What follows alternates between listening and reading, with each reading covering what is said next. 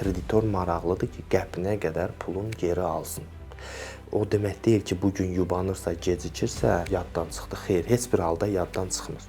Tövsiyə eləyərdim ki, kreditdən sadəcə olaraq bunlara məcburiyyət yarandığı halda istifadə eləsinlər. Əslində öz pulları olsa, vətəndaşın öz pulunu xərcləsə, yəni krediti üst tutmasa daha yaxşı olar. Daha yaxşı olar. Amma indi siz kredit sahəsində çalışırsınız. Təbii ki, siz də deyəcəksiniz ki, məsələyə daha çox, yəni qaçılmaz olacağı halda üst tutsunlar. Deməli, bu gün vəziyyət elədir ki, həqiqətən dünya üzrə hər bir məhsul kreditlə əldə etmək olur. Biz restorana gedirik, kreditlə yemək yeyə bilirik. Marketlərdən kreditlə ərzaq əldə edə bilirik. Geyimlərimizi kreditlə əldə edə bilirik. Kreditlə avtomobilimizi təmir edə bilirik. Kreditlə səyahətlərə gedə bilirik.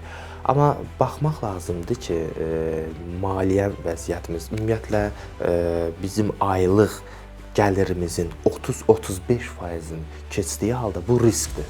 Amma bugün 60-70% gəlirlərini kreditə ödəyənlər var.